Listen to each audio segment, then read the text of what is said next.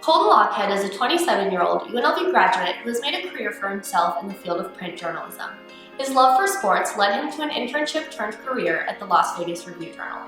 Yeah, I didn't really ever think I'd be a journalist up until I got to college. Growing up, I wanted to do something involving animals. I was a huge animal nut. The interest in journalism for me really hit my freshman year in college, which is actually at Southern Utah University in Cedar City, Utah.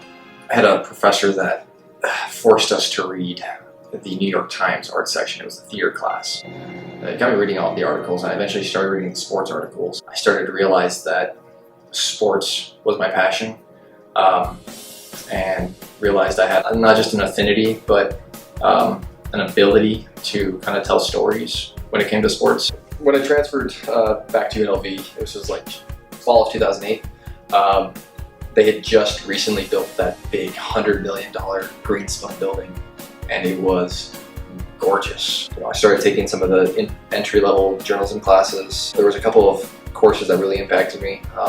Professor Bates' First Amendment class, Mary Housh's reporting classes and interviewing classes, and her ethics class.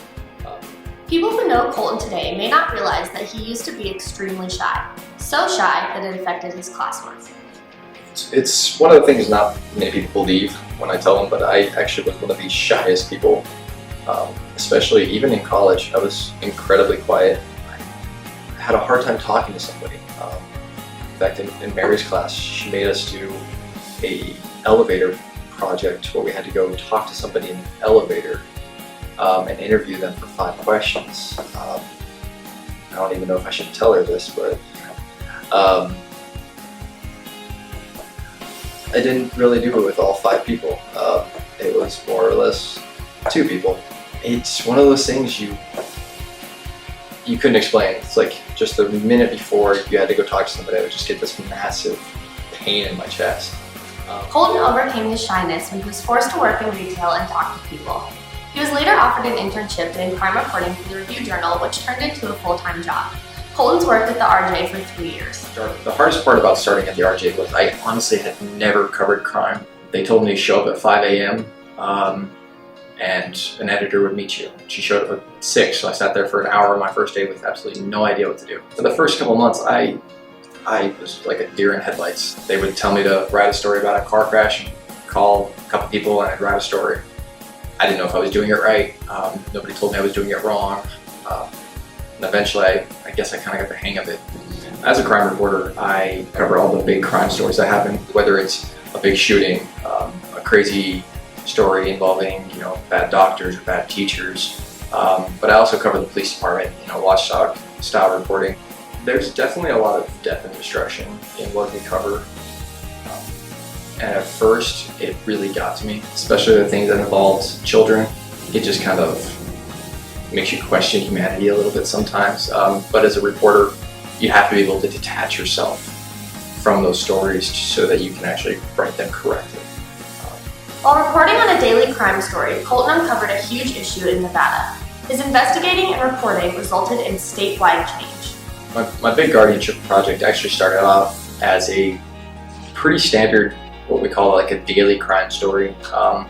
A woman got arrested for stealing money from elderly people. I requested the arrest report. I had no idea that it would turn into the biggest story I've had to do in my entire career. The day after I wrote that first article, I literally received at least 12 phone calls from people saying that this woman was the small fish. You need to look deeper. There's a big problem here in Clark County. So I just kind of constantly poked away and dug through the documents. And eventually my editor made the decision to take me off the crime beat for a few months to dedicate all of my time to this story, because he recognized it as not just a story, but as a large piece.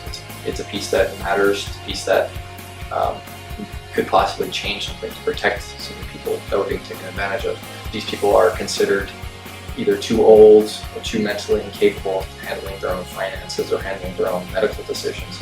And so the court appoints them a guardian, which is somebody that is not related to them, doesn't know them. It's literally a private business that charges in Clark County up to $250 an hour to pay somebody's bills essentially.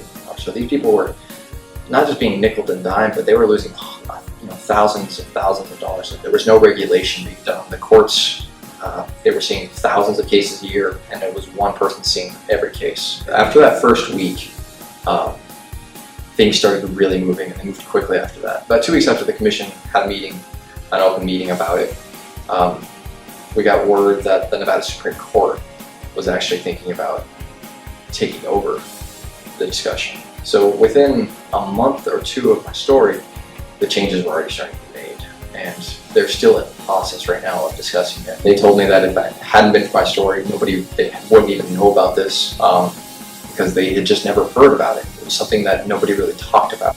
I would constantly go back and forth between, is this worth it? Is anybody even going to care about this story? Am I doing something that's worth it? Am I going to get in trouble for not doing it properly? It was one of the most, honestly, one of the most nerve-wracking stories I've ever had to deal with. But by the time we finished, it was to see everything that's happened now. It's like, it really makes you realize that journalism still matters. That without media, without journalism, people will still get away with things that they really shouldn't. A lot of the stuff we do might seem kind of mundane, traffic stories, but to do something that actually provided some meaning, some change, to see that something I wrote in a paper caused actual change at a state level is just mind-blowing. Colton is admired by his superiors and the interns who now sit where he once did. I've worked with Colton for about 2.5 years. He was one of the first people who came and shook my hand and introduced himself to me. I remembered him because he was friendly and a little chattier than some of the other people, so that kind of stuck in my mind. I've worked with Colton about 1.5 years. He was one of the people who took me in and mentored me. He's taught me most of everything I know about the police beat. He's really easy to work with. He's a really fun guy to talk to too. Even if it's not about work, you can talk to him about anything. He's just overall nice guy. As much as I loved reporting on crime and reporting on police, I actually just recently accepted a new position here covering the city of Henderson.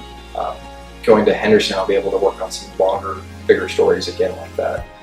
So to give me an opportunity to work on some deeper stories, some stories that might be able to carry a little more meaning than some of the stuff I've been able to do on the police department beat, whether it's sports journalism or crime journalism or covering municipal beat or something like that, you'll still be able to tell stories. And for me, that was the big thing. I realized I just really like telling stories, people stories.